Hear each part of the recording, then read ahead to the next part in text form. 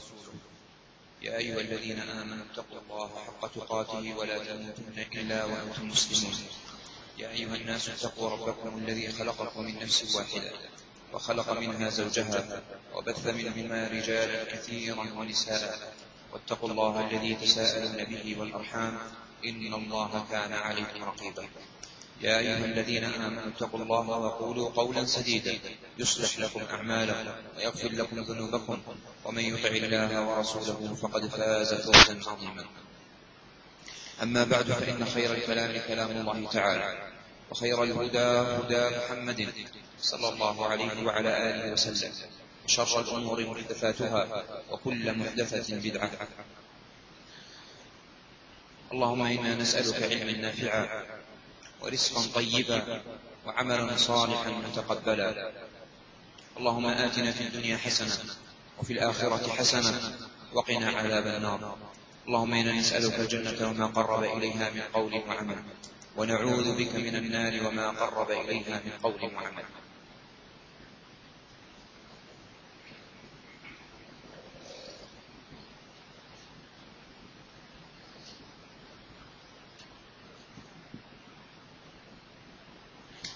يقول الله عز وجل: وما خلقت الجن والإنس إلا ليعبدون ما أريد منهم من رزق وما أريد أن يطعمون إن الله هو الرزاق ذو القوة المتين. قد سبق معنا في الدروس الماضية بيان ما يتعلق بشأن العبادة، وأنها هي الغاية العظمى التي من أجلها خلقنا، وأن هذه العبادة لا تصح ولا تقبل عند الله عز وجل إلا بشروط وأركان وحدود. فإن الله سبحانه وتعالى لا يقبل من المؤمن عدلا ولا صرفا، فرضا ولا نفلا، إلا إذا كان هذا العمل خالصا لوجه الله الكريم على وفق سنة الرسول الكريم محمد عليه أفضل الصلاة وأزكى التسليم. وهذا الطريق هو الذي يوصل إلى الله سبحانه وتعالى، فلا طريق يوصل إلى الله سبحانه وتعالى إلا هذا الطريق. قال الله عز وجل: وأن هذا صراطي مستقيما فاتبعوه ولا تتبعوا السبل فتفرق بكم عن سبيله ذلكم وصاكم به لعلكم تتقون. لاحظ هذه الآية آية عظيمة في بيان الطريق الموصل إلى الله سبحانه وتعالى، وفيها جملة من الفوائد. قال الله عز وجل في مطلعها: وأن، هذه للتوكيد، هكذا بفتح الهمزة وتشديد النون قراءة الجمهور، قراءة نافع وعاصم وابي جعفر وابي عمرو وابن كثير. وأن هنا هي المدخولة للام التعليل المحذوفة أصلا، فيه لام تعليل هنا محذوف أصلا. تقدير الكلام: إن هذا هو صراط الله فاتبعوه، لأنه هو صراط الله عز وجل، أو لأنه هو الطريق الذي يوصل إلى الله عز وجل فاتبعوه، لأنه هذه لام التعليل المحذوفة، فوقع هنا التعليل بمنزلة الشرط، كأنه قال سبحانه وتعالى: لما كان هذا هو صراطي مستقيما فاتبعوه. ولا شك أن دخول التوكيد هنا مهم جدا، لتوكيد أن هذا الصراط هو الوحيد الموصول بالله سبحانه وتعالى، فيجب عليك أن تتبع ولا تتبع غيره. ثم قال: هذا الإشارة الأصل فيها أن لا تكون إلا للشيء الحاضر، المشاهد الحسي، أليس كذلك؟ وأما الشيء الغائب أو المعنوي أو الغائب لا تصح الإشارة إليه، أليس كذلك؟ تشير دائما إلى الشيء الحاضر عندك، الشيء المشاهد الذي تراه، الشيء الحسي. أما الشيء المعنوي لا يمكن الإشارة إليه. لما؟ لأنها معاني لا بد أن تقوم بذات. انظر مثلا إلى صفات البشر، تقول العلم،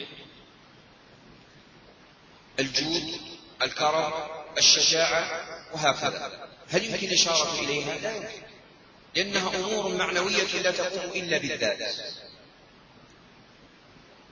لكن هنا الصراط، صراط الله عز وجل، هل هو شيء معنوي ولا شيء حسي؟ شيء مشاهد ولا غير مشاهد؟ من يجيب؟ شيء معنوي، ما هو بحسي. هل يوجد طريق فعلا في الأرض نراها هو صراط الله؟ جواب لا، هو شيء معنوي حاضر، نعم حاضر في الأذهان وليس في الواقع. ومع هذا صحت الإشارة إليه لأنه نزل منزلة الشيء الحسي الظاهر البين، وذلك لشدة وضوحه وعظيم بيانه.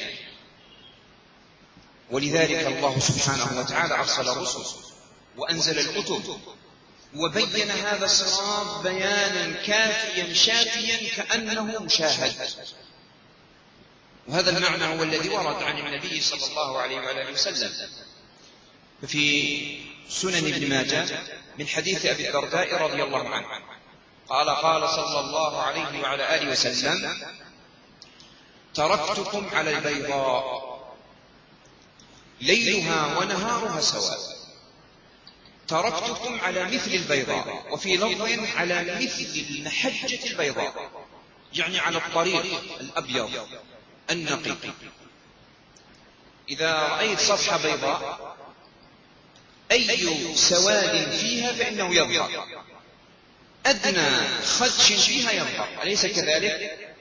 وهكذا صراط الله عز وجل المستقيم، صراط أبلج أبيض ظاهر للعيان. بل يقول النبي صلى الله عليه وعلى آله وسلم: ليلها ونهارها سواء. حتى ما يقول القائل إنه تمر عليه لحظات وأوقات ما يظهر لك هذا الصراط، لأنه يمر عليه الليل ويمر عليه النهار. إذا مر الليل فإنه يخفى عليك الصراط. أبدا، الليل مثل النهار، هما سواء. ويؤكده ما في رواية ابن أبي عاصم في كتاب السنة من حديث العرباض بن سارية النجيح رضي الله عنه قال: قال صلى الله عليه وسلم: تركتكم على مثل البيضاء ليلها كنهارها. الليل مثل النهار، لا فرق بينهما، يعني أن شمس الحق لا تغيب أبدا على صراط الله عز وجل المستقيم. قال: لا يزيغ عنها إلا هالك. لاحظ قول النبي صلى الله عليه وسلم هنا قال هالك، ليدل على أن الذي تنكب الصراط إنما تنكبه عن علم، لأنه ظاهر وبين، لكن الذي هلك إنما هلك عن بين. وهذا مصداق قول النبي صلى الله عليه وآله وسلم كما في صحيح البخاري من حديث أبي هريرة رضي الله عنه قال صلى الله عليه وآله وسلم: كل أمتي يدخلون الجنة إلا من أبى. كل الناس يدخلون الجنة يوم القيامة. يقول النبي صلى الله عليه وسلم: إلا من أبى. سبحان الله، فيه رجل يبى أن يدخل الجنة؟ هذا أمر عجب. تعجب الصحابة رضي الله عنهم، قالوا: ومن يأبى يا رسول الله؟ قال: من أطاعني دخل الجنة ومن عصاني فقد أبى. قوله قد أبى يدل على أنه إنما كان مصرا على تنكب صراط الله المستقيم، واضح بين، ولكنه أبى أن يدخل الجنة. لذا قال هنا: وأن هذا صراطي. قوله صراطي فيه فائدتان. الفائدة الأولى أن الطريق الموصل إلى الله عز وجل هو طريق واحد. فين الشاهد؟ قوله صراطي. ما وجهه؟ وجه الشاهد أنه جعله مفردا، جاء بصيغة المفرد ولم يأتي بصيغة الجمع، بخلاف سبل الباطل لما كانت كثيرة ذكرها بصيغة الجمع، قال ولا تتبعوا السبل فتفرق بكم عن سبيله. لما كان الصراط والطريق الموصل إلى الله عز وجل في الدنيا والآخرة هو واحد أفرده. وتأمل في القرآن الكريم فإنك ستجد هذا كثيرا منثور في القرآن الكريم.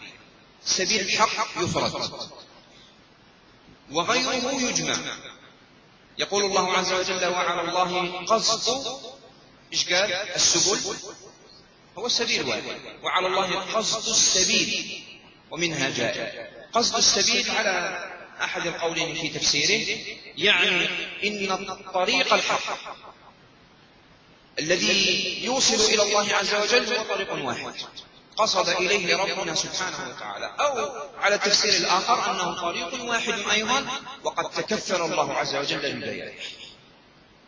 يقول الله عز وجل الله ولي الذين آمنوا يخرجهم قال من الظلمة إلى الأنوار، أو قال من الظلمات، هذا على صيغة الجمع، يعني ظلمات كثيرة، طرق كثيرة. ثم ما قال الأنوار قال نور، لأنه واحد الذي يوصلك إلى الله عز وجل. فهذا يستفاد منه أن الطريق الذي يوصل إلى الله طريق واحد. ومهما قلبت نظرك في الدنيا ومهما ذهبت تستفتح وتطرق الأبواب فإن الطرق مسدودة والأبواب مغلقة إلا من هذا الطريق. مهما ذهبت تستفتح فإنه لن يفتح لك أبدا طريق الخلاص وطريق النجاح وطريق الفلاح، لا يفتح لك إلا من طريق واحد، هو الطريق الذي مشى عليه النبي صلى الله عليه وعلى آله وسلم. لكن نسأل سؤال، لم يرد في القرآن الكريم السبيل الموصل إلى الله عز وجل إلا على طريق الإفراد؟ ما ورد الجمع ويدل على الطرق الموصلة إلى الله؟ من يجيب؟ هل فيه آية فيها ذكر السبل هكذا مجموعة وتدل على طرق الحق؟ من يجيبنا؟ نعم فيه ولا ما فيه؟ ولا كلها هكذا بصيغة المفرد؟ فيه. ما قال الله عز وجل سبل السلام؟ سبل السلام طرق تؤدي إلى السلام. قال الله عز وجل يهدي به الله من اتبع رضوانه سبل السلام، هكذا بالجمع. ما وجهه؟ قبل قليل كنا نقول السبيل والطريق والصراط واحد، ليش هنا قال السبل؟ لأن السبل كثيرة. نقول نعم هي سبل كثيرة متعددة لكن داخلها سبيل واحد هو صراط الله عز وجل المستقيم. ما المراد بالسبل؟ الصلاة والصيام والزكاة والحج وقراءة القرآن والذكر والتسبيح والتهليل وأمر الناس بالصدقة والأمر بالمعروف والنهي عن المنكر وتعليم الناس أمر الخير وطلب العلم الشرعي، وعدد أنواع البر والإحسان، كلها سبل توصلك إلى الله لكنها داخل سبيل واحد هو صراط الله المستقيم. ما الدليل على هذا الفهم؟ ما في القرآن أو نقول ما في الآية نفسها. اقرأ التي بعدها يهدي به الله من اتبع رضوانه سبل السلام ويخرجهم من الظلمات قال إلى النور. فإذا هو طريق واحد إلى النور بإذنه، ثم قال ويهديهم إلى صراط مستقيم. سبحان الله، سبل سلام كثيرة توصلك إلى الله، توصلك إلى مرضات الله، لكن كلها ضمن سبيل واحد هو صراط الله عز وجل المستقيم. هذه الفائدة الأولى. الفائدة الثانية من قوله صراطي أن هذا الصراط مضمون العواقب في الدنيا والآخرة، وهو معصوم الزلل. أعيد مرة أخرى، قول الله عز وجل وأن هذا صراطي يدل على أن هذا الطريق مضمون العواقب في الدنيا والآخرة ومعصوم الزلل. فين الشاهد؟ قوله صراطي، ما وجهه؟ دائما تأتي بالشاهد ووجه الشاهد، ربما تصيب في الشاهد لكن ما وجهه؟ كيف استخرجنا هذه الفائدة من قوله صراطي؟ نسبه إليه. ما قال الله عز وجل وأن هذا الصراط فلان، وما قال هذا صراط علان، وما قال جماعة فلان، وما قال جماعة علان. هذا صراطي أنا اختصصت به، هذا صراط الله سبحانه وتعالى، هذا هو الضامن. فقد أمنك الله عز وجل وعصمك من الزيغ والزلل، لأنه هو طريقه منسوب إليه سبحانه وتعالى. والعصمة من الزلل إنما هو لك ولأولادك وعقبك من بعدك. هذا أمر عجب. استقم أنت يعصم الله عز وجل، يعصمك ويعصم أولادك. قال الله عز وجل وليخشى الذين لو تركوا من خلفهم ذرية ضعافا خافوا عليهم. كثير من الآباء اليوم يخافون لو أنهم هلكوا فإنهم سيتركون من ورائهم ذرية ضعاف، خافوا عليهم. إيش تصنع؟ إيش يصنع الأب؟ قالوا تؤمن عليهم تأمينا شاملا، لكن هذا التأمين لاحظ ما فيه غرض، ما فيه لا قمار ولا ميسر مثل التأمينات اليوم. قال يتقوا الله وليقولوا قولا سديدا. وليخشى الذين لو تركوا من خلفهم ذرية ضعافا خافوا عليهم. ايش يصنعوا؟ عليك ان تتقي الله، تمشي على هذا الصراط ولا تخاف ان تترك ذريتك من بعدك، وان هذا صراطي. الضامن والعاصم من الزلل هو الله سبحانه وتعالى، لان هذا الصراط نسب إليه وأضيف إليه سبحانه وتعالى.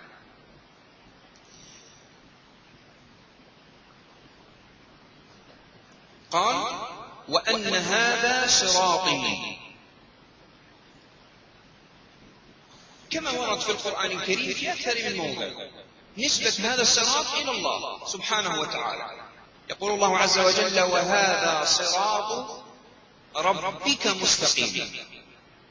وقال الله عز وجل مخاطبا النبي صلى الله عليه وسلم وإنك لتهدي إلى صراط مستقيم. كأن القارئ يقف على رأس هذه الآية ويقول صراط من؟ وإنك لتهدي يا محمد إلى صراط مستقيم. صراط من؟ صراط الله الذي له ما في السماوات وما في الأرض. يعرف دائما هذا الصراط بأنه صراط الله سبحانه وتعالى. عندنا هنا سؤال بقوله وإنك لتهدي إلى صراط مستقيم. كيف يمكن أن نقول إن النبي صلى الله عليه وسلم يهدي إلى هذا الصراط مع أنه هو صراط الله؟ أو السؤال بطريقة أخرى وإنك لتهدي إلى صراط مستقيم مع أن الله سبحانه وتعالى قال في آية أخرى إنك لا تهدي من أحببت. إنك لا تهدي، وهنا قال وإنك لتهدي. كيف الجمع بينهما؟ تفضل.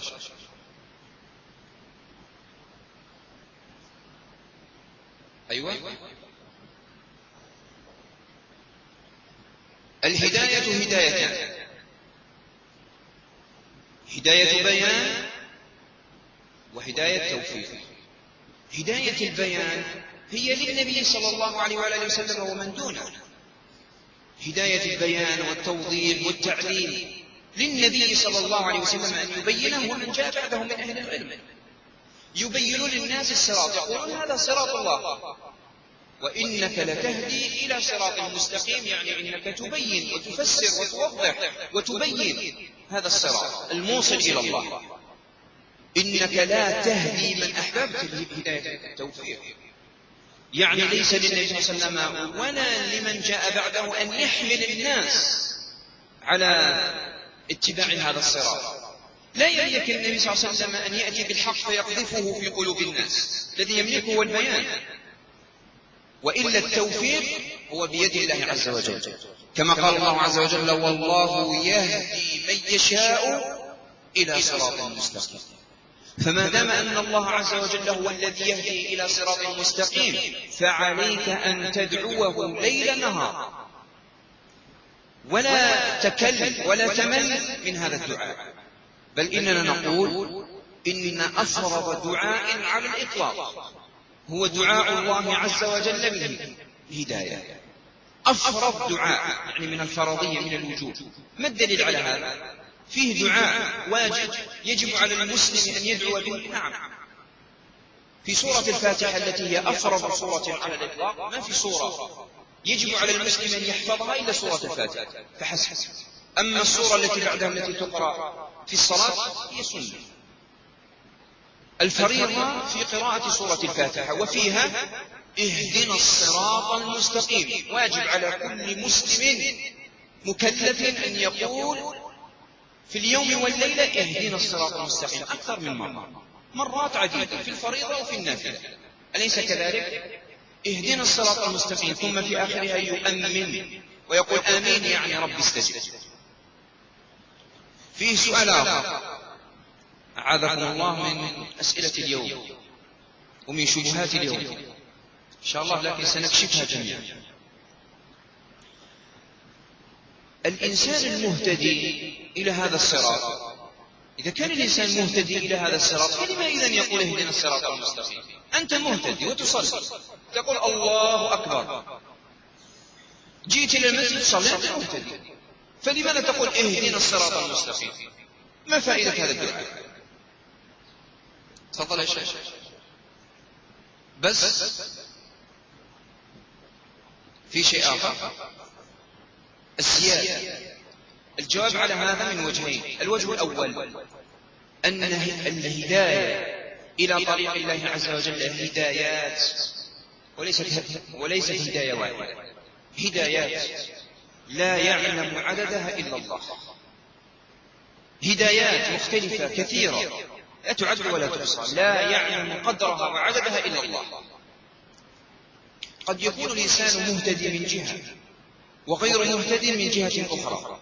اهدنا الصراط المستقيم يعني يا رب اهدني لكل الهداية.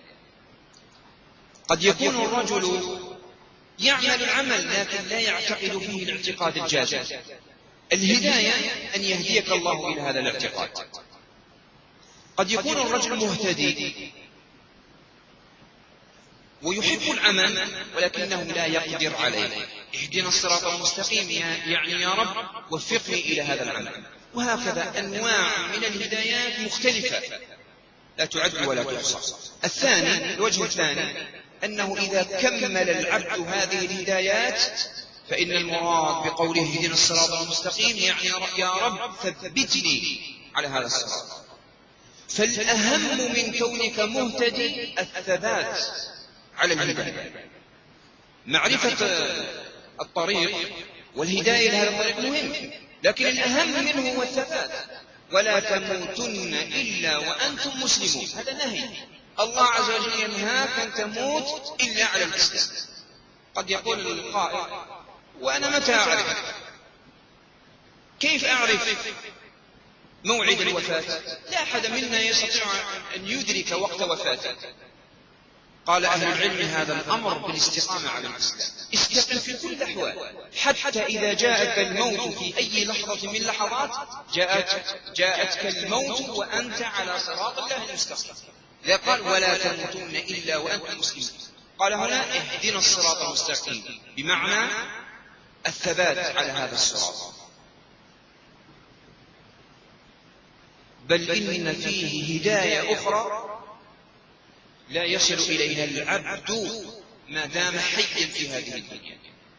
حتى النبي صلى الله عليه وسلم لم يدرك هذه الهداية. أي هداية؟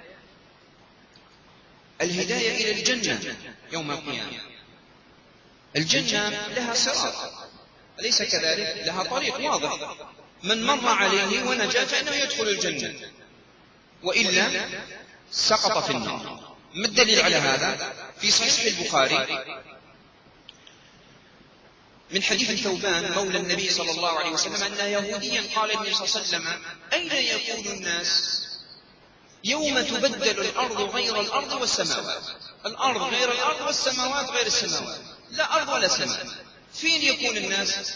قال صلى الله عليه وسلم: في الظلمة دون الجسر. فيه جسر قنطرة، فيه جسر، طريق واضح بين يوصلك إلى الجنة. اهدنا الصراط المستقيم، يعني يا رب اهدني لهذه الهدايات المتكررة الكثيرة في الدنيا، واهدني إلى الصراط الذي يوصل يوم القيامة إلى الجنة. يوم قال النبي صلى الله عليه وسلم دعاء الأنبياء عليه: اللهم سلم سلم. هذا النبي الذي يوحى إليه حينما يقف على الصراط يقول: اللهم سلم سلم. فكيف بالمؤمن؟ لك فرصة الآن في الدنيا أن تقول: اهدنا الصراط المستقيم، ويدخل فيه هذا المعنى الجديد. أعود مرة أخرى للآية: وأن هذا صراطي مستقيما. مستقيما حال من اسم الإشارة هذا، ويصح هنا أن يكون حالا بهذا المعنى. ليش؟ وقد اتفقنا وإياكم أنه صح الإشارة إلى هذا الصراط مع أنه معنوي، لأنه نزل منزلة الصراط الحسي. مستقيما يستخرج منه فائدة، وهو أن هذا الصراط هو الذي يوصلك إلى الله من أقرب وأسهل الطرق على الإطلاق. قوله مستقيما يدلك على فائدة، ما هي؟ أن هذا الصراط يوصلك إلى الله من أقرب وأسهل الطرق على الإطلاق. فين الشاهد؟ قوله مستقيما، ما وجهه؟ كيف استخرجنا من قوله مستقيم هذا المعنى؟ ما وجهه؟ يعني أنه طريق مستقيم ليس بمعوج. لو كان معوج وفيه التواءات وفيه نتوءات وفيه منعرجات لم يصل بك إلى الله عز وجل من أقرب الطرق. هل فيه إنسان يأخذ الطريق الملتوي ويصل إلى مقصوده من غير واسطة؟ أبدا. إذا أردت أن تصل إلى مقصودك فخذ الطريق الذي يوصلك إلى مقصودك من غير واسطة. قال مستقيما فلا اعوجاج فيه، هو صراط، إذن صراط مستقيم لا اعوجاج فيه، لأنه يوصلك إلى الله من غير واسطة، يوصلك إلى قصد الله عز وجل ومراده من غير واسطة. وهذا الصراط يا إخوة يسعنا ويسع كل الناس، لأنه قال مستقيما، طريق واضحة بينة واسعة يمشي فيها كل الناس. وإياك يا أخي أن تقول في يوم من الأيام إن هذا الصراط لا يسع إلا فلان وفلان. هذه كلمة سمجة، كلمة ممجوجة. سمعت أحدهم تقيأ بهذا الكلام وقال إن صراط الله وصفه أنه أدق من الشعر وأحد من السيف. أي كلام منكر أكثر من هذا؟ صراط الله منهج الأنبياء والمرسلين عليه الصلاة والسلام أدق من الشعر، أحد من السيف. فين هذا المعنى في القرآن وفي السنة؟ هذا وسع الأنبياء والمرسلين على كثرتهم، لا يعلم عدد الأنبياء والمرسلين إلا هو سبحانه وتعالى. وسع الصحابة هم عشرات الآلاف، علماءهم وعوامهم. وسع التابعين وأتباع التابعين إلى زمانهم، ويسع الجميع إلى قيام الساعة. يسع الجميع، ما هو مكان ضيق، من لحق دخل فيه ومن لم يلحق خارج هذا الصراط. صراط الله عز وجل واسع يسع الجميع. من أراد أن يتبع هذا الصراط يفتح الأبواب للناس يدخلوا في هذا الصراط، عرفهم بصراط الله المستقيم. أما تغلق الأبواب تكون الصراط ومن اعتقد كذا وكذا وكذا في فلان وفلان، ما يصح مثل هذا الكلام. وأن هذا صراطي مستقيما قال فاتبعوه، فيه فائدة، وهي وجوب اتباع هذا الصراط. أين الشاهد؟ قوله فاتبعوه. ما وجهه؟ أنه أمر باتباع الصراط، والأمر يدل على الوجوب. إذن مرورك على هذا الصراط واتباعك لهذا الصراط ليس بالأمر المستحب فحسب، بل هو واجب. بل إن الله سبحانه وتعالى قد أوجب علينا شدة التمسك بهذا الصراط. يقول الله عز وجل واعتصموا بحبل الله جميعا. واعتصموا من الاعتصام، الافتعال، على وزن افتعال، من العصمة. ما معنى العصمة؟ قال الله عز وجل على لسان نبيه نوح عليه الصلاة والسلام لا عاصم اليوم من أمر الله إلا من رحم. لا عاصم، إيش معنى؟ لا مانع. لما قال ابنه سآوي إلى جبل يعصمني من الماء، يعني يمنعني من الماء، قال لا عاصم اليوم من أمر الله إلا من رحم. فاعتصموا بنفس المعنى، من نفس العائلة. فاعتصموا من العصمة، العصمة والمنع من الزلل في حالة واحدة، أن تتمسك بحبل الله. وحبل الله كما سيأتي بعد قليل هو ما تركنا عليه النبي صلى الله عليه وسلم. لكن هنا أريد أن ننبه إلى معنى الحبل. اعتصموا بإيش؟ بحبل الله. الحبل عادة يلقى للرجل الذي وقع في حفرة المثل، يلقى له هذا الحبل. ليش؟ من أجل أن ينقض، من أجل أن يشد في هذا الحبل فيسحب إلى بر النجاة. ويرمى للغريق إذا شارف على الغرق من أجل أن يسحب إلى بر الأمان، إلى شاطئ الأمان. ليس كذلك؟ وهكذا هذا المعنى في هذه الآية ظاهر جلي. واعتصموا بحبل الله لأنه هو الذي ينجيك من المهالك. هذا بمعنى إيش؟ معنى العصمة. قال هنا فاتبعوه، والآية الأخرى قال فاعتصموا. العصمة هي شدة التمسك حتى تقع لك العصمة، يعني المنع من الوقوع في الزلل والمهالك. قال وأن هذا صراطي مستقيما فاتبعوه. قال ولا تتبعوا، فيه فائدة، تحريم اتباع السبل التي هي دون سبيل الله عز وجل. فين وجه الشاهد؟ قال لا تتبعوا، هذا نهي، والنهي يقتضي ايش؟ التحريم. لا يشرع للمسلم أن يتبع تلك السبل، سبل الغواية، سبل الشياطين، سبل الباطل. لا يشرع للمسلم حتى أن يتبع هذه الطرق على سبيل المعرفة. بعض يقول أنا أطلع على الآراء والأهواء والبدع، مجرد اطلاع أنظر ماذا يقولون، فإذا بالشبهات تخطفه وتأسره. كما قال الإمام الذهبي رحمه الله تعالى، له كلمة سيارة كان يقول الشبه خطافة، القلوب ضعيفة والشبه إيش؟ والشبه خطافة. قال فلا تتبعوا السبل. السبل جمع سبيل، جاء به على صيغة الجمع ولم يأتي به على سبيل المفرد، لأنها سبل كثيرة لا تعد ولا تحصى. أنا أسأل سؤال، هذه السبل لكثرتها، مع كثرتها إلا أن كثيرا من الناس يتبعونها. ليش في ظنك؟ مع أن صراط الله عز وجل واضح كما سبق، لكن كثير من الناس يشرقون ويغربون. ليش؟ السبب أن هذه السبل عليها مغريات ليست في هذا الصراط المستقيم.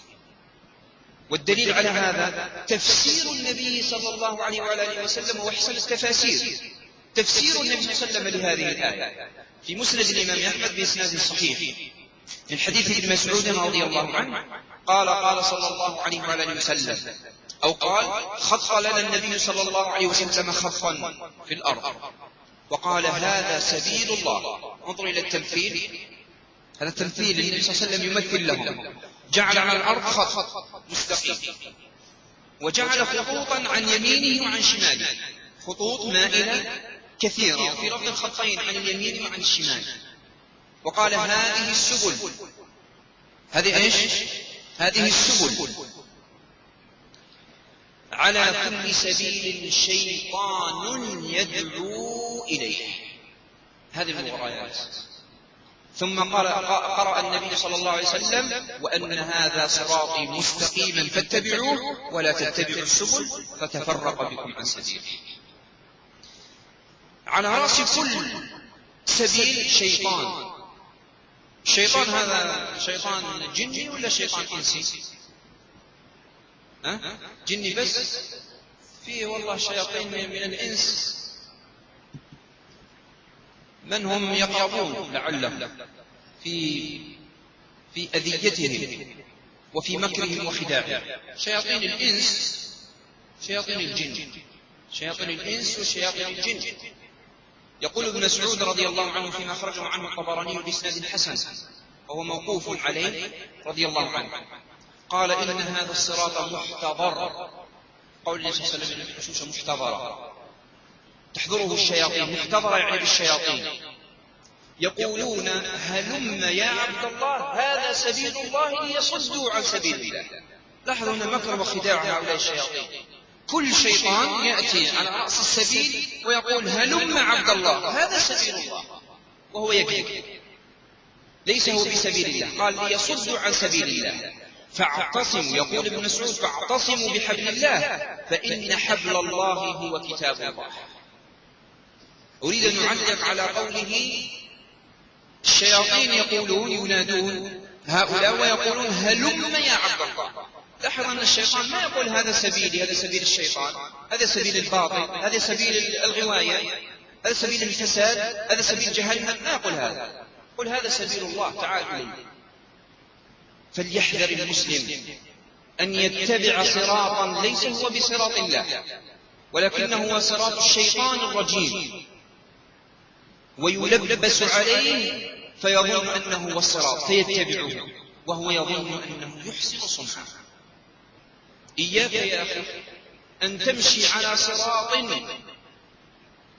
هو من صرط وسبل وطرق الشياطين. كثير من الناس اليوم يرفعون رايات وشعارات، الحظها جيدا ولا تتبع هذه الرايات، الحظها جيدا. فيه راية مرفوعة قل احنا بتاع تربية، احنا بتاع السنة، أهل السنة والجماعة، احنا السلفية، احنا نصلح الإصلاح، احنا الأمر بالمعروف والنهي عن المنكر. هذه الشعارات يا أخي هذا جيد، أو المعروف والنهي عن المنكر، لكن إياك أن تتبع هذه الراية فتسقط في هذه الراية العلمية الغير واضحة، فيصير عوضا تأمر بالمعروف وتنهى عن المنكر تصير تأمر بالمنكر وتنهى عن المعروف. عوض ما تتبع الإصلاح تتبع الإفساد، عوض ما تكون من أهل السنة والجماعة تكون من أهل البدعة والفرقة. ليس كذلك؟ احذر مثل هذه الطرق وإن كان عليها كثير من الناس يدعونك إليها. هم في حقيقة الأمر كما سماهم النبي صلى الله عليه وسلم وسماهم ابن مسعود رضي الله عنه وهو من أفقه الصحابة رضوان الله عليهم، سماهم شياطين.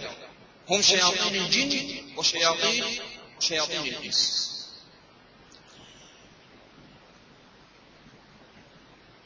قول ابن مسعود رضي الله عنه الآن في الذكر في رواية الطبراني أن الحبل حبل الله هو كتاب الله لا يعارض ما ورد في رواية أخرى أيضا عند الطبراني حيث قال الصراط المستقيم هو ما تركنا عليه النبي صلى الله عليه وسلم. لاحظوا هنا اعتصموا بحبل الله وقوله وأن هذا صراطي بنفس المعنى هو ما تركنا عليه النبي صلى الله عليه وسلم. وأي شيء تركنا عليه النبي صلى الله عليه وسلم يجيب النبي صلى الله عليه وسلم نفسه في موطأ الإمام مالك بإسناد حسن. في هذا الإسناد مقال، لكن الصواب أن الإسناد حسن والله أعلم. روى الإمام مالك بإسناد حسن في موطئه قال صلى الله عليه وعلى آله وسلم في حديث أبي هريرة: تركت فيكم شيئين لم تضلوا بعدهم، وفي لفظ بعدهما: ما تمسكتم بهما بعدي. إيش هما؟ هذا هو المنهج، هذا هو صراط الله. يعرف لك النبي صلى الله عليه وسلم هذا الصراط الذي فيه العصمة. قال: كتاب الله وسنتي. كتاب الله وسنتي، هذا هو الوحي الذي دندنا حوله في الدروس الماضية. قال: وأن هذا صراطي مستقيما فاتبعوه.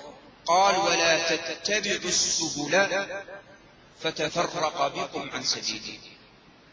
قوله تفرق بكم، الباء للمصاحبة، وفيه فائدة، احفظ هذه الفائدة: تفرق بكم عن سبيله، الباء للمصاحبة، فيه فائدة أنه إن اتبعت هذه الطرق فستقع في الفرقة والاختلاف ولا شك.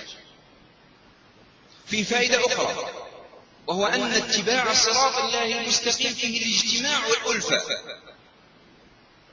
لأنه لما ذكر السبل هنا قال: لا تتبعوا السبل، إنما جعلها في مقابلة الصراط المستقيم، ففيه صفة محذوفة هنا: اتبعوا هذا الصراط ولا تتبعوا السبل. فيه صفة محذوفة: لا تتبعوا السبل الموجهة، لأنه قال هناك: وأن هذا صراطي مستقيما فاتبعوه. ولما جاء ذكر السبل ما وصفها بوصف، فعرفنا أن المراد أنها سبل معوجة لا توصلك إلى الله سبحانه وتعالى بأي حال من الأحوال. تفرق بكم، أرجع إلى لفظة بكم للمصاحبة، يعني بمجرد اتباعها ستتفرق. يعني الفرقة إنما هي مصاحبة لاتباع الأهواء واتباع البدع واتباع هذه الطرق التي هي دون طريق الله سبحانه وتعالى. وضح المعنى هذا؟ وهذا يدل على فائدة أخرى. رأيت الفوائد التي في هذه الآية؟ تأمل وتدبر يا أخي في القرآن الكريم، وتعلم كيف تتدبره وأن تقرأه غضا طريا كما أنزل. أفلا يتدبرون القرآن؟ ولو كان من عند غير الله لوجدوا فيه اختلافا كثيرا. أفلا يتدبرون القرآن ولو أم على قلوب أقفالها في الآية الأخرى. ولا تتبعوا السبل فتفرق بكم عن سبيله. في فائدة أخرى، أقول هذه الفائدة هي أن الباطل ضعيف وأن الحق قوي. ليش؟ لأنه قال تفرق بكم عن سبيله.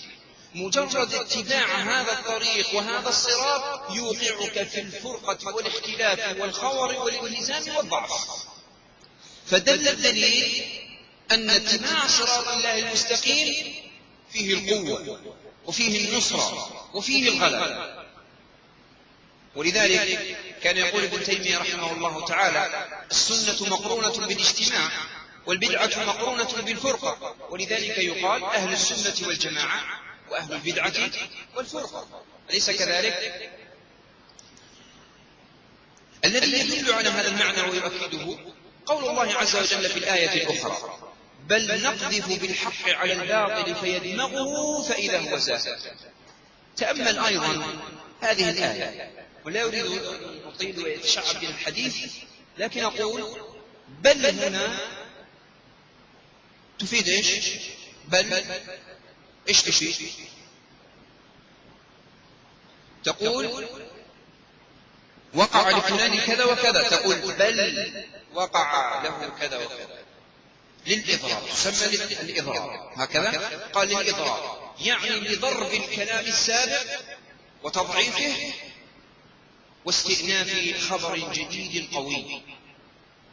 إيش الآية التي قبلها؟ لو أردنا أن نتخذ لهوا لاتخذناه إنا كنا فاعلين بل نقذف بالحق على الباطل. يعني إن أمر الله عز وجل ليس، صراط الله عز وجل ليس باللهو وليس باللعب.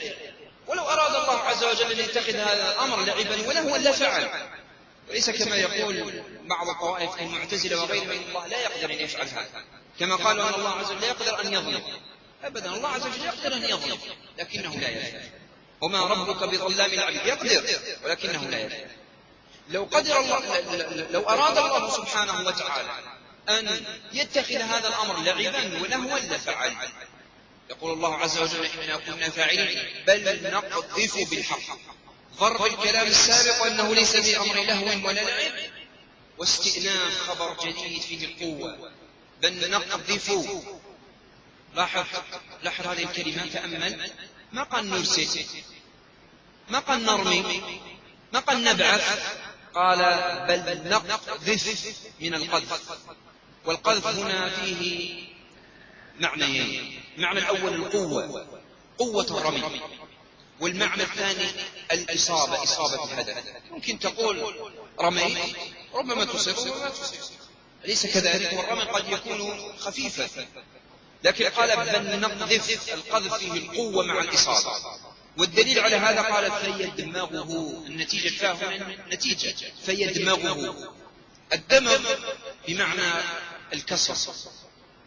الأصل في لسان العرب حينما تقول الدمغ بمعنى كسر الجسم الصلب الأجوف، فيه جسم صلب قوي لكنه أجوف من داخله، مجرد أن ترميه بحجارة بقوة إيش النتيجة؟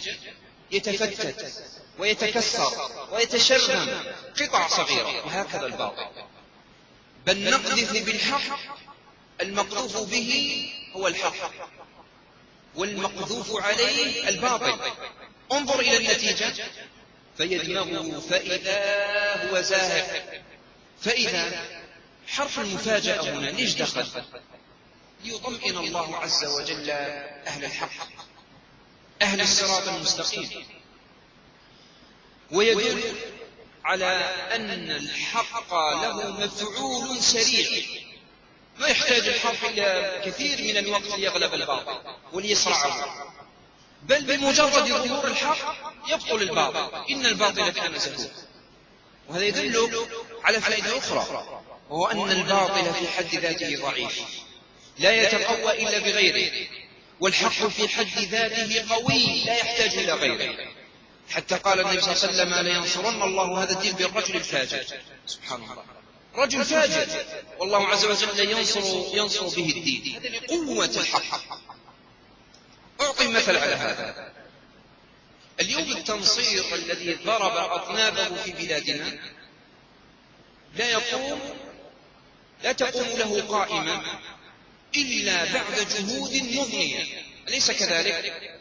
فيه مؤسسات وفيه موارد بشرية، بشر كثيرين يعملون في هذا الإطار، وفيه ضخ لأموال هائلة عظيمة، تحتاج إلى مؤسسات، تحتاج إلى شركات، وتحتاج إلى دراسات مستقبلية في شؤون المسلمين ونحوه، من أجل أن يقيموا باطلا، أليس كذلك؟ ولا يقوم بإذن الله. لكن الحق يحتاج إلى مؤسسة ترعاه، يحتاج إلى أموال أبدا، يحتاج إلى قوة بشرية هائلة. بل نقذف بالحق على الباطل فيدمغه. رب كلمة واحدة تخرج من رجل فيغير الله عز وجل بها الدنيا وما فيها. الحق ما يحتاج أن نقويه أنا بنفسي، ويحتاج إلى أمور تتكاتف حتى يصير قويا. الحق في حد ذاته قوي. ليش؟ لأنه بقذف الله سبحانه وتعالى وليس بقذف البشر. الله عز وجل هو الذي يقذف هذا الحق في قلب من يشاء. نهاية الآية قال ذلكم وصاكم به. ذلكم، انظر إلى الإشارة للبعيد، ما قال ذلك، قال ذلكم للبعيد. هذا يدل على علو مكانة الصراط وعظيم منزلته. ذلكم هذا الصراط، وصاكم هذا التشديد والحث العظيم الحثيث على اتباع هذا الصراط. الوصية يا إخوة هي العهد، هي شدة الأمر. قال وصاكم به، ثم قال النتيجة لعلكم تتقون، يعني رجاء حصول إيش؟ حصول التقوى. والتقوى هي حجر الزاوية كما يقال، هي المربط، هي الأساس، وهي وصية الله للأولين والآخرين. كل من كان على هذه البسيطة من قبل والآن ومن بعد إلى أن يرث الله الأرض ومن عليها قد وصاه الله عز وجل بها. قال الله عز وجل: ولقد وصينا الذين أوتوا الكتاب إيش؟ من قبلكم. أهل الكتاب يعني أهل الكتابين اليهود والنصارى، وإياكم يعني أهل القرآن، بوصية واحدة. إيش هي؟ أن اتقوا الله. هذه الآية تدل بمنطوقها ومفهومها من عدة طرق كما سمعنا قبل قليل على أن أهل الحق جماعة واحدة لا تتعدد ولا تتبدد ولا تتبدل ولا تتغير إلى قيام الساعة. قال الله عز وجل: أولئك حزب الله ألا إن حزب الله هم المفلحون. فكن من حزب الله ورسوله وحزب الصحابة والسلف الصالح رضوان الله عليهم. إياك أن تكون من حزب الشيطان وحزب أهل البدع والأهواء، بل عليك أن تكن من حزب الله سبحانه وتعالى وحزب رسوله وحزب أهل الإيمان من الصحابة والتابعين وأتباعهم. وهؤلاء هم الذين كتب الله عز وجل لهم الغلبة في الدنيا والآخرة. أي صراع تفوز به هذه الجماعة، لأن الحق معهم وهم ظاهرون على الناس في كل مصر وعصر. يقول الله عز وجل: ومن يتولى الله ورسوله والذين آمنوا. ومن يتولى الله ورسوله والذين آمنوا إيش قال؟ فإن حزب الله هم الغالبون.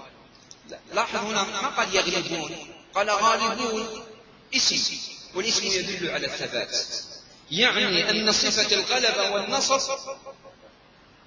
صفة لازمة فيهم لا تنفك عنها إلى قيام الساعة. وهذا ما أخبر به المصطفى صلى الله عليه وعلى آله وسلم في صحيح البخاري ومسلم واللفظ له من حديث معاوية رضي الله عنه قال صلى الله عليه وعلى آله وسلم: لا تزال طائفة من أمتي ظاهرين على الحق. إذا سئلت كيف يعرف الحق من الباطل، يعرف بثلاثة أمور. معايير معرفة الحق ثلاثة: الكتاب والسنة وفهم السلف رضوان الله عليهم. ظاهرين على الحق يحتاج هنا إلى علم، وذاك تعرف النكتة البديعة في جمع النبي صلى الله عليه وسلم بين ذكره للفقه والعلم وهذه الطائفة المنصورة إلى قيام الساعة. قال قبلها: من يرد الله به خيرا يفقهه في الدين. ثم قال: لا تزال طائفة. إيش معنى؟ يعني أن هذه الطائفة لا تظهر بالحق ولا على الحق إلا بالفقه في الدين. يحتاج إلى معرفة فقه القرآن، فقه السنة، فقه السلف رضوان الله تعالى عليهم وارضاهم. ظاهرين إيش؟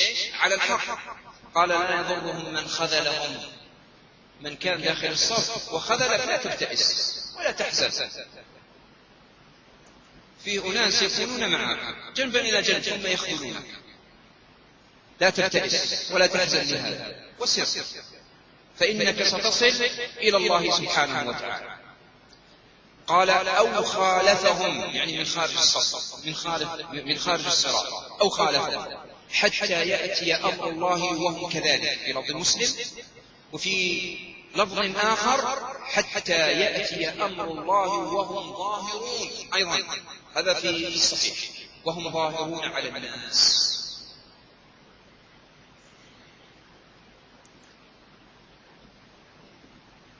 لما كان الأنبياء والمرسلون عليهم الصلاة والسلام هم أتبع الخلق للوحي المنزل عليهم، اقترن به من التأييد والنصرة والغلبة ما لم يقترن بغيره. أعيد مرة أخرى: لما كان الأنبياء والمرسلون عليهم الصلاة والسلام أتبع الخلق للوحي المنزل عليهم، اقترن بهم من التأييد والنصرة والغلبة ما لم يقترن بغيرهم. الأنبياء والمرسلون عليهم الصلاة والسلام لما كانوا هم أتبع الخلق للوحي، ما في أحد يتبع الوحي مثل النبي والرسول الذي يوحى إليه، من أجل هذا اقترن بهم من التأييد والنصرة والغلبة ما لم يقترن بغيرهم. ما الدليل على هذا؟ قال الله عز وجل: إنا لننصر رسلنا. هذا توكيد، إنا لننصر رسلنا. هنا فيه حذف. ماذا حذفنا؟ القسم، تقديره والله لننصر رسلنا. اللام هنا التي تدخل في خبر إن التي تسمى باللام المزحزحة، ليس كذلك؟ وإنا لننصر رسلنا. وفي الآية الأخرى: كتب الله لأغلبن أنا ورسلي. كتب الله. الكتابة كتابتان: كتابة شرعية وكتابة كونية. الكتابة الشرعية كقول الله عز وجل في الصيام: كتب عليكم الصيام، يعني فرض عليكم، معنى الوجوب والفرضية، أليس كذلك؟ هل وقع من كل الناس الصيام، ولا في بعض الناس يتهاونون ويتكاسلون؟ فيه يهود، فيه نصارى، فيه مجوس، وفيه مسلمين لا يصومون. يعني هذه الكتابة ربما تقع ربما لا تقع، ليس كذلك؟ كتابة شرعية. لكن الكتابة المذكورة في قوله سبحانه وتعالى: كتب الله لأغلبن أنا ورسولي، ما هو من جنس الأول، من جنس الثاني. الكتابة الكونية القدرية التي لا تتخلف عن الوقوع. السنة الشرعية قد تتغير سبحان الله مع تغير الزمان والمكان والأحوال والبلدان، أليس كذلك؟ لكن سنة الله الكونية لا تتغير ولا تتبدل إلى قيام الساعة أبدا، ما تتبدل أبدا. أرأيت الشمس التي تطلع من مشرقها تبقى هكذا إلى قيام الساعة، تطلع من مغربها، ليس كذلك؟ ولا في يوم من الأيام ليس هو يوم القيامة وتطلع الشمس من مغربها؟ هذه سنة الله الكونية. والليل والنهار هكذا يتعاقبان إلى قيام الساعة. كذلك قوله: كتب الله لأغلبن أنا ورسلي، لا يتخلف هذا المراد عن الوقوع أبدا. كل الرسل والأنبياء غالبون بإذنه سبحانه وتعالى. طيب، أنا عندي إشكال هنا. هل سمعتم أن نبيا من الأنبياء قتل؟ فيه نبي من الأنبياء قتله من أعداؤه؟ فيه ولا ما فيه؟ نعم؟ قليل ولا كثير؟ يا شيخ، كثيرين لا يعلم عددهم من الله. قال الله عز وجل عن بني إسرائيل تحديدا عن اليهود، قال الله عز وجل: سنكتب ما قالوا وقتلهم الأنبياء. ما هو نبي نبيين؟ أنبياء. نعم؟ إيش؟ جمع. قال هنا إيش؟ سنكتب ما قالوا وقتلهم الأنبياء بغير حق. هي صفة كاشفة، يعني قتل الأنبياء كلهم بغير حق، ليس كذلك؟ هي صفة كاشفة ما تؤثر في الحكم. ممن عرفنا من أسمائهم قيل يحيى، وقيل زكريا، وقيل شعيب. في القصة المشهورة لما دخل إلى شجرة حكيت حكايات لبني إسرائيل في هذا، واختلف أهل العلم في تحديد من هذا النبي الذي نصف إلى نصفين، شق إلى قطعتين. هل هو يحيى أو زكريا أو شعيب؟ أقوال. لكن غير هؤلاء كثير ممن قتلتهم اليهود. فأين النصرة؟ إنا لننصر رسلنا. فين النصرة؟ كتب الله لأغلبن. فين الغلبة والرجل مات؟ فين الغلبة؟ كيف غلبة؟ الغلبة غلبتان: غلبة بالحجة والبيان، وغلبة بالسيف والسنان. غلبة بالسيف والسنان هذا خاص بمن أمرهم الله عز وجل بالقتال. في أنبياء مخصوصين أمرهم الله بالقتال. كل نبي حمل السيف وقاتل أعداءه فإن الله سينصره لا محالة. وهل في أنبياء ما قاتلوا؟ كثير من الأنبياء ما قاتلوا، ما كتب الله عليهم القتال، أليس كذلك؟ هذه الغلبة بالسيف والسنان إنما هي خاصة بمن؟ بالأنبياء الذين أمروا بالقتال كالنبي صلى الله عليه وسلم مثلا. الغلبة الثانية غلبة بالحجة والبيان والبرهان، هذا عام لكل الأنبياء، كتب الله لأغلبن أنا ورسوله. هل سمعتم في يوم من الأيام أن إبراهيم عليه الصلاة والسلام جاء إلى قومه وقد جيش لهم الجيوش وكانوا يعبدون تارة الكواكب وتارة الأصنام؟ سمعتم هذا في القرآن الكريم مرة؟ سمعتم هذا عن النبي صلى الله عليه وسلم؟ ما قاتل أبدا. ولما جاء وكسر الأصنام في الآيات التي قرأ الشيخ في صلاة المغرب، كسر الأصنام ليس من باب أنه كسرها حتى لا تعبد، والدليل على هذا أنه كسر الأصنام وجعل شيء كبير، حتى قالوا في بعض الروايات جعل الفأس على ايش؟ على الكبير، ليس كذلك؟ ليس مقصوده أنه كسر، ليس مقصوده من التكسير هو أن لا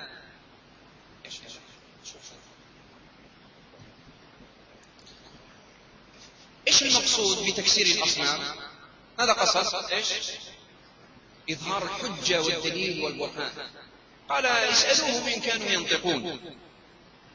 رأيت أن هؤلاء القوم نكسوا على رؤوسهم ورجع بعضهم إلى بعض يحدث بعضهم بعضا. صحيح هؤلاء لا ينطقون، وما دفعوا الضر عن أنفسهم كيف يدفعون الضر عنا، هذا المعنى.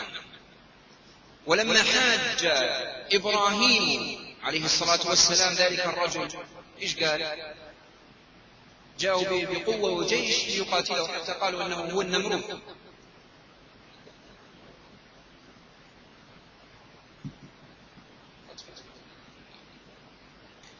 إيش قلنا؟ قالوا أنه النمرود، والله أعلم بالصواب. جاءوا بجيش ليقاتله أبدا، بالحجة والدليل والبرهان. قال إن الله يأتي بالشمس من المشرق فأتي بها من المغرب، من المنتصر؟ إبراهيم، فبهت الذي كفر. هل سمعتم أن موسى عليه الصلاة والسلام حمل سيفه لقتال فرعون الذي قد علمتم من هو؟ قاتله بالسيف، بل فر فرارا منه، ليس كذلك؟ فر من فرعون فرارا، وما وجد من وسيلة إلا أن يقتحم البحر، ليس كذلك؟ البحر من أمامه والعدو من خلفه، ما وجد من طريقة إلا أن يشق البحر. فين النصرة يا أخي؟ وهو فار بالدليل والحجة والبرهان. أفحم فرعون لما سأله ما رب العالمين يا موسى؟ ما رب العالمين؟ إيش الجواب؟ رب السماوات والأرض. هل أجابه؟ الأصل أن يقول لما قال ما رب العالمين هنا السؤال عن ماهية الشيء، ما سأل هنا عن ماهية الشيء. الأصل أن يقول هو السيد الحاكم، هو الله سبحانه وتعالى والذي أمرنا أن نعبده إلى آخره، فقال رب السماوات والأرض. هذا الشيء واضح وبين ما يحتاج إلى توضيح، وإذا انتصر عليه بالحجة والدليل والبرهان.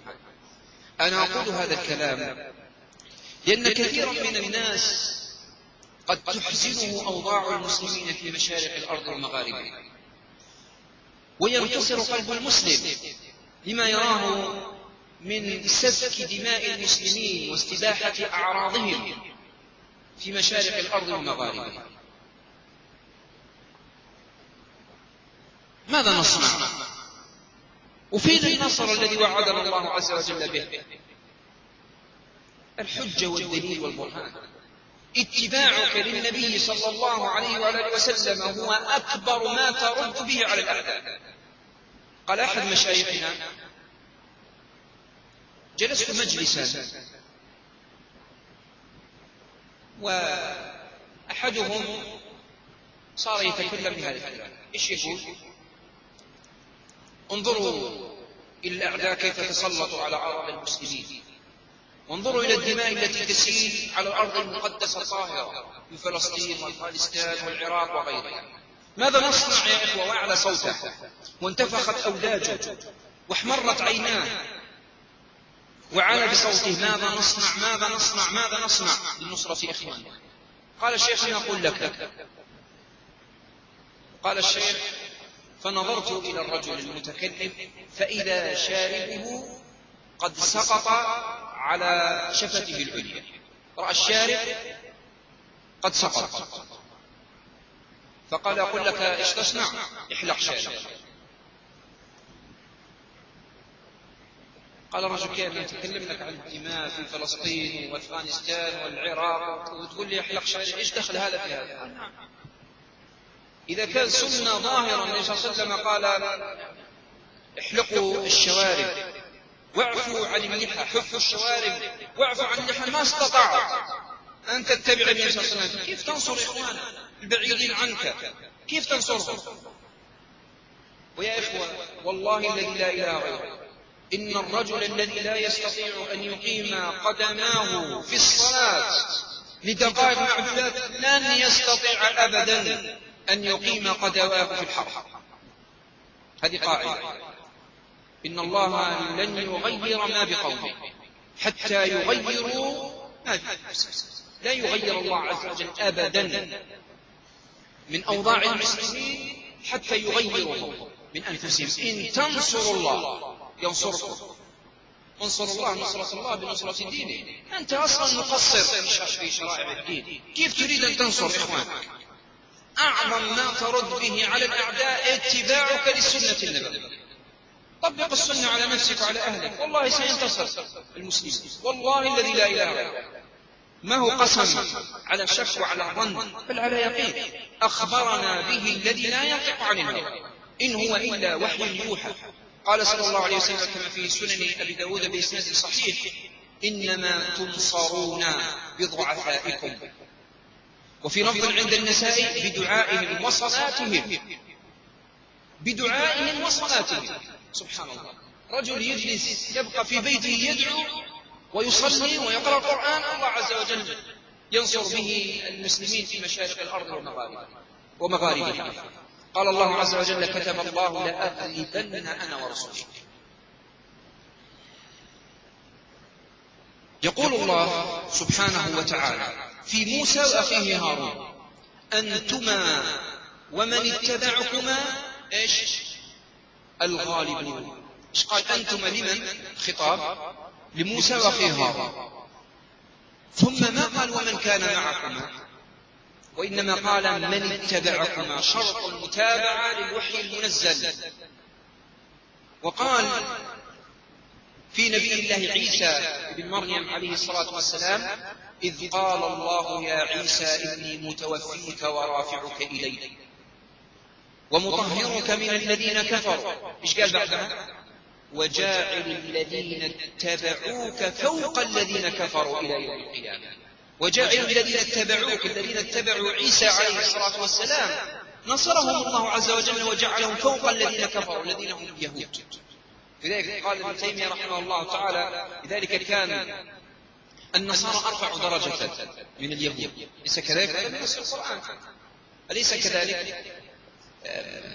أقرب الناس إلى المسلمين مودة من؟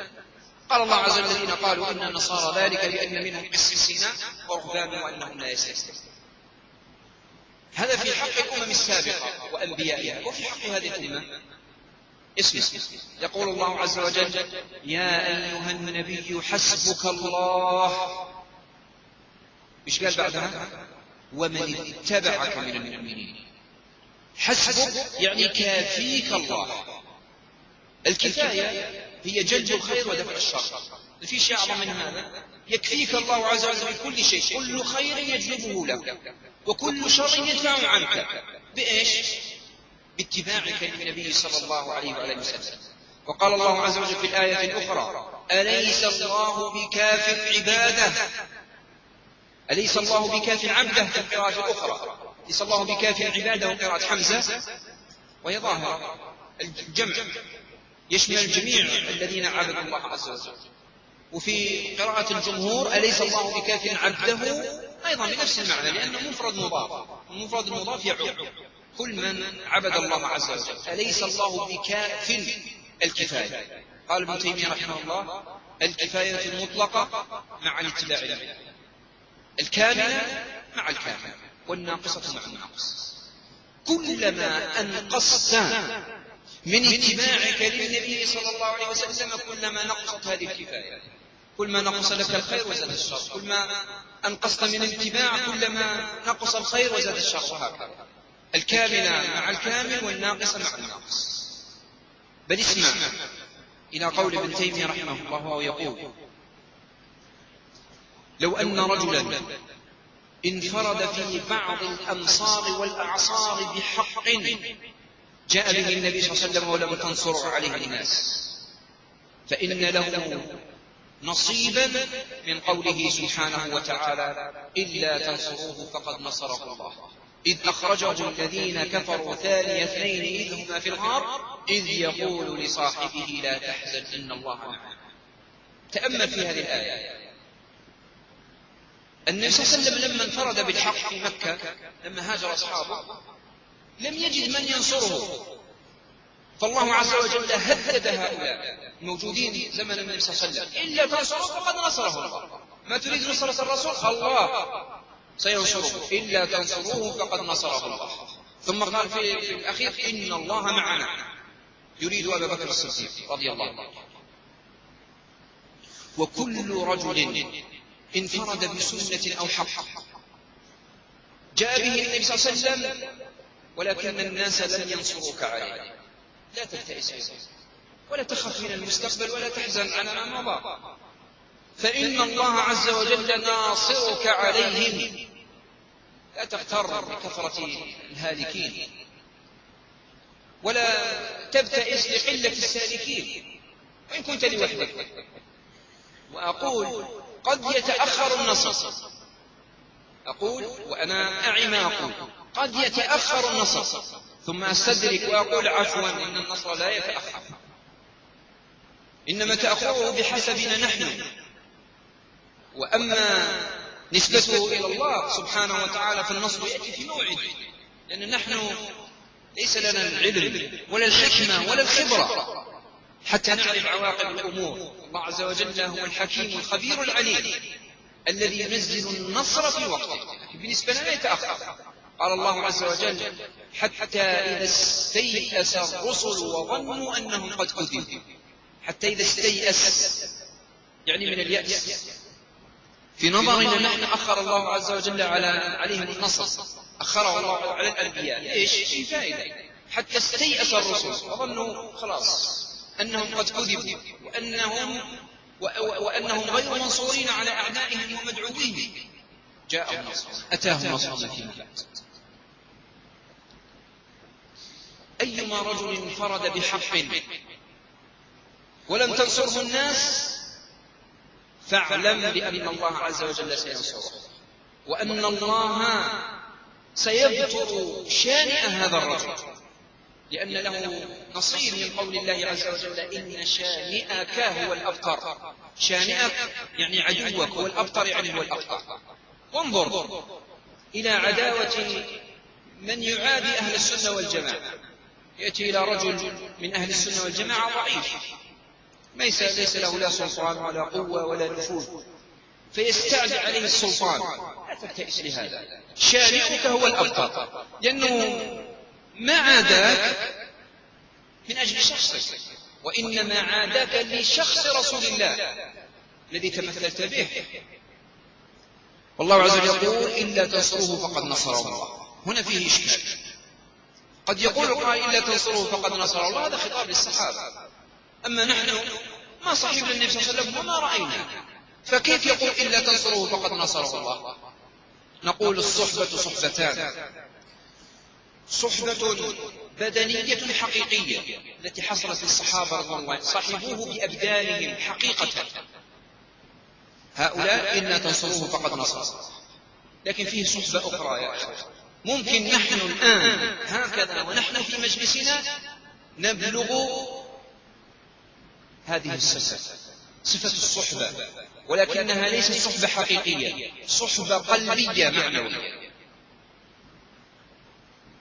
ذكر هذا المعنى شيخ الإسلام ابن تيمية رحمه الله تعالى، واستدل بقول النبي صلى الله عليه وسلم في الصحيح، قال عليه الصلاة والسلام لما خرج إلى تبوك: إن أناسا بالمدينة ما سرتم مسيرا ولا قطعتم واديا إلا كانوا معكم، وهم بالمدينة، والنبي صلى الله عليه وسلم في تبوك، بين المدينة وتبوك شوف المسافة، ليس كذلك؟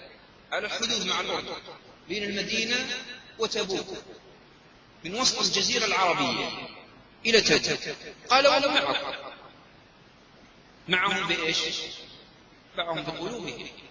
قال الصحابة رضي الله عنهم: وهم بالمدينة معنا وهم بالمدينة. قال النبي صلى الله عليه وسلم: وهم بالمدينة حبسهم العذر. نحن أيضا حبسنا العذر أن نكون من أصحاب النبي صلى الله عليه وسلم، وعذرنا أننا لم نخلق في ذلك الوقت، لكن لم يفت شيء. ممكن أن تصحب النبي صلى الله عليه وسلم ولم تصحبه ببدنه، تصحبه بأنفاسه. كم مرة في هذا المجلس نقول: قال النبي صلى الله عليه وسلم، قال النبي صلى الله عليه وسلم، قال النبي صلى الله عليه وسلم. أينا تذكر بأن صحبة أقوال النبي صلى الله عليه وعلى آله وسلم في الحقيقة هي صحبة قلبية. اصحب أنفاس الرسول صلى الله عليه وعلى آله وسلم، اصحبه بقلبك، اجعل سنة النبي صلى الله عليه وسلم فيك قلبا وقالبا. هذا معنى الصحبة. تكون مع النبي صلى الله عليه وسلم في الغزاة، كأنك غزيت مع النبي صلى الله عليه وسلم، كأنك حاربت وقاتلت، كأنك نصرت رسول الله صلى الله عليه وعلى آله وسلم. فليس هنالك أعظم في الرد على الأعداء من التمسك بسنة رسول الله صلى الله عليه وعلى آله وسلم. يقول الله عز وجل: وكيف تكفرون وأنتم تتلى عليكم آيات الله وفيكم رسوله.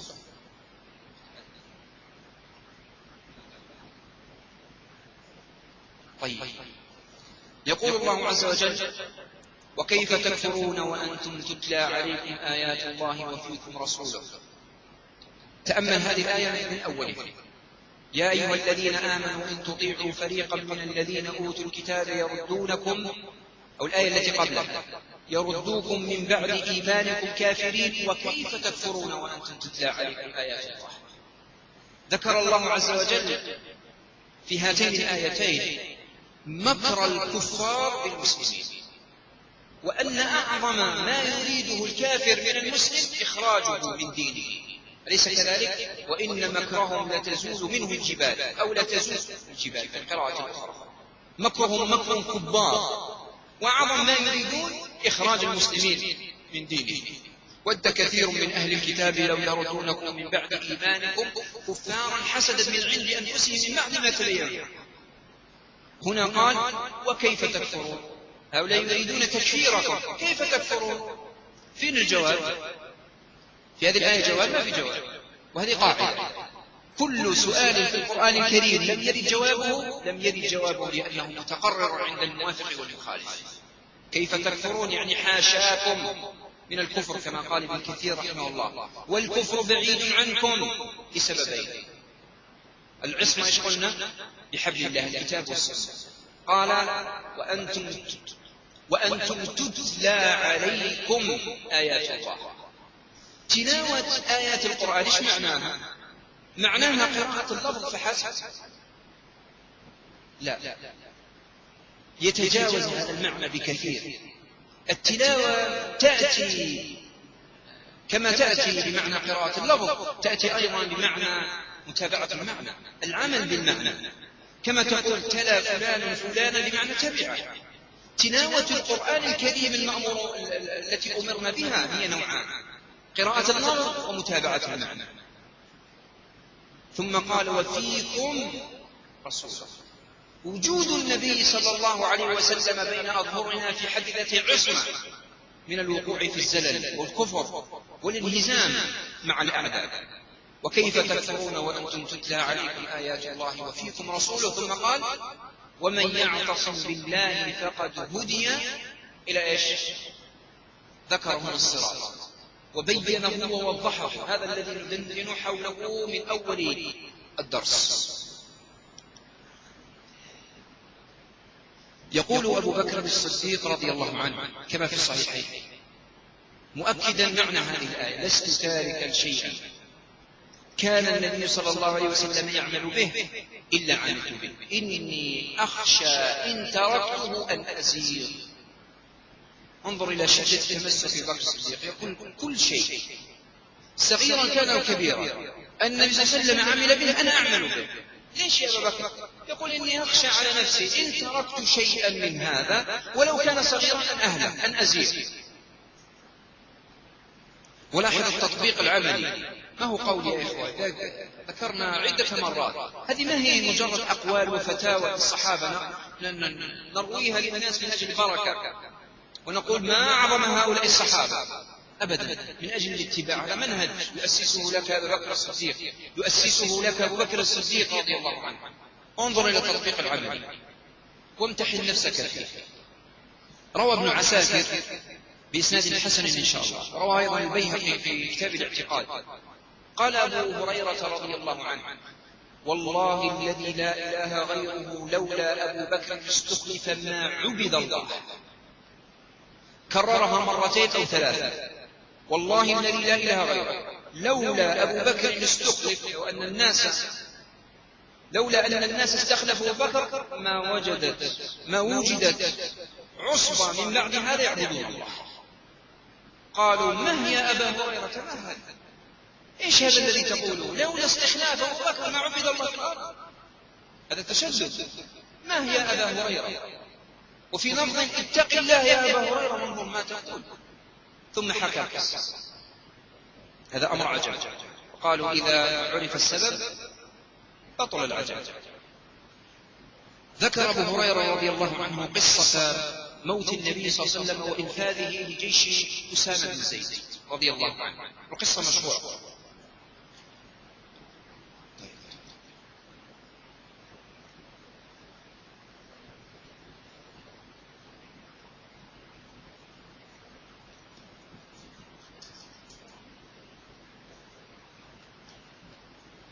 أشهد أن لا إله إلا الله وأشهد أن محمدا عبده ورسوله. أقول: حكى أبو هريرة رضي الله عنه فيما أخرجه عنه ابن عساكر، وأخرجه عنه البيهقي أيضا في الاعتقاد بإسناد حسن، روى قصة إنفاذ النبي صلى الله عليه وسلم لجيش أسامة بن زيد. أرسل النبي صلى الله عليه وسلم قبل وفاته بوقت يسير، أرسل أسامة بن زيد في 700 رجل إلى بلاد الشام لقتال الروم. ولما خرج الجيش وهم على مسيرة ليلة في مكان يقال له ذي خشب،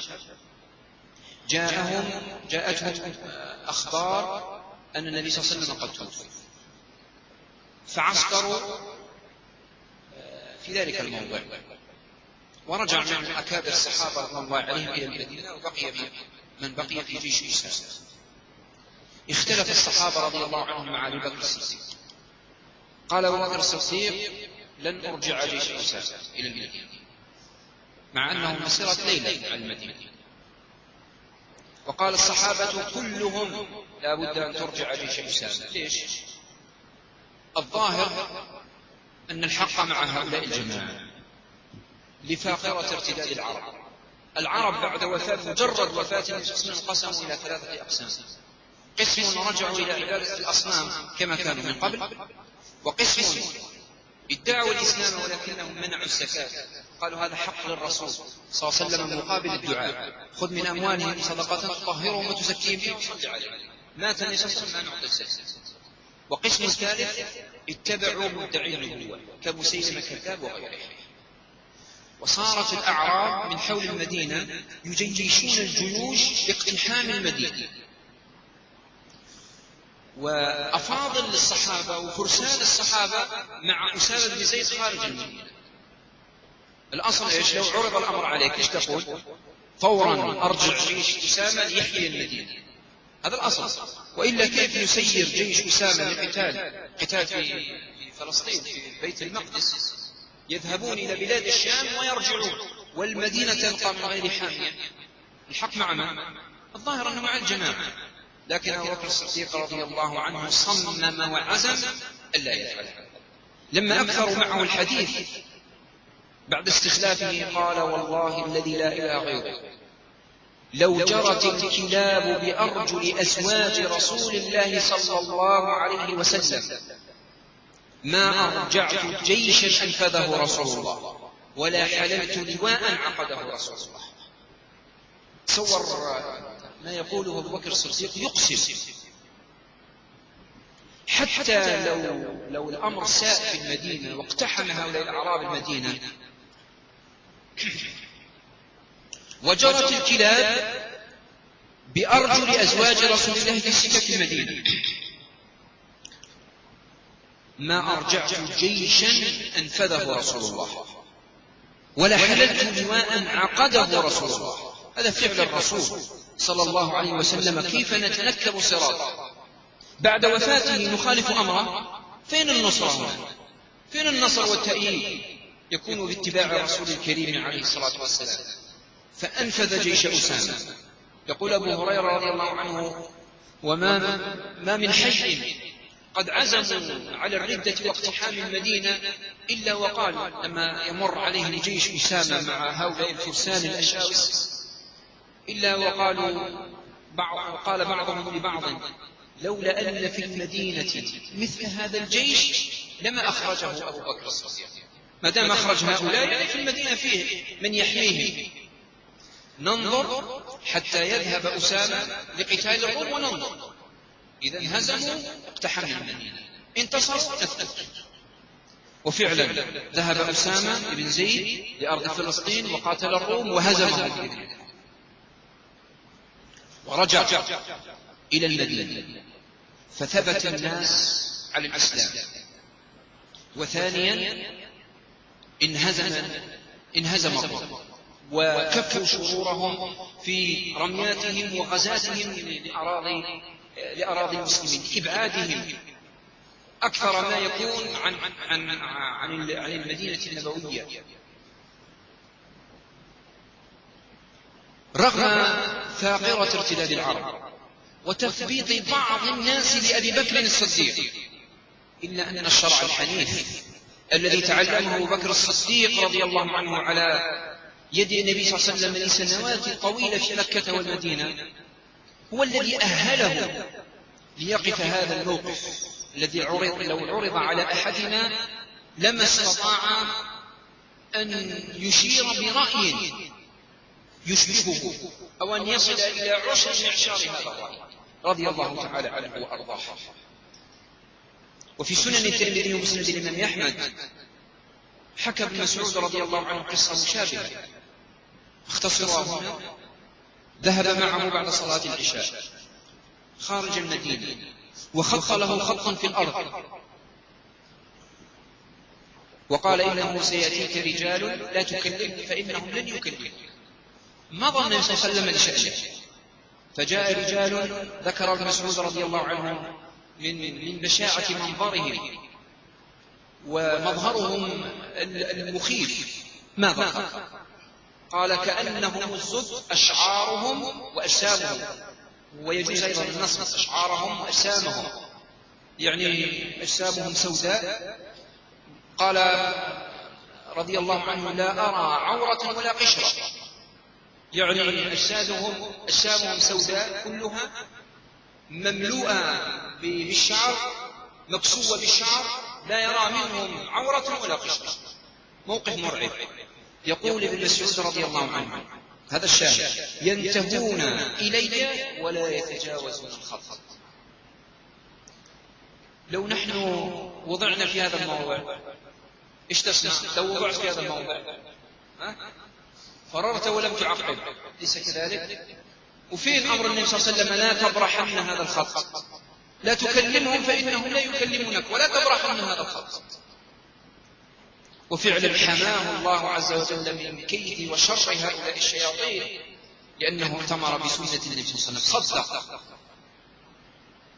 كلام الرسول صلى الله عليه وسلم في وقت الامتحان، وقت الابتلاء، ما وقت الرخاء. وقت الرخاء كنا إخوة في الله وكنا سلفيين سنيين، أليس كذلك؟ في وقت الشدة اتباع سنة النبي صلى الله عليه وعلى آله وسلم، مع أنه خط يا إخوة، هل بنى له سور وحماه؟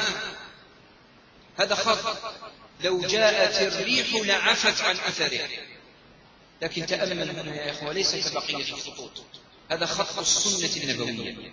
يقول الله عز وجل: ومن يتق الله يجعل له مخرجا ويرزقه من حيث لا يحتسب. في بعض الأحيان تنغلق السبل على الإنسان ويظن بزعم الشيطان عنده أنه لا منجى ولا ملجأ إلا بالوقوع في الحرام، أليس كذلك؟ كثير من الناس تنغلق عليه السبل، أول ما يفكر فيه التعامل بالربا، الوقوع في الحرام، فعل المعصية من أجل العمل وطلب الرزق، هذا يقع فيه كثير من الناس اليوم. لكن الله يقول: ومن يتق الله يجعل له مخرجا. تأمل في هذه الآية، يعني أنه لا يوجد أصلا مخرج. صحيح لما تأتي الحوادث المظلمات وتصيب الإنسان هذه الفاقرة وهذه الجائحة ويعبه الفقر بأنيابه، قد يتأمل الإنسان من حوله لا يجد مخرج إلا الحرام، إما يسرق وإما ربا وإما يفعل حرام وإما يترك واجب، ليس كذلك؟ فعلا لا يوجد مخرج.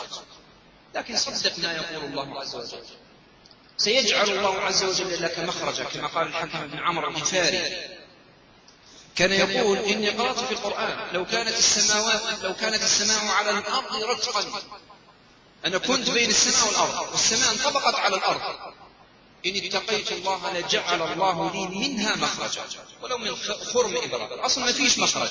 قوله إيش؟ ومن يتق الله يجعل، يعني أصلا ما في مخرج، لكن لو اتقى الإنسان ربه وتابع سنة نبيه يجد الله عز وجل لك مخرجا ويرزقه من حيث لا يحتسب. أختم بقصة أبي المطيع.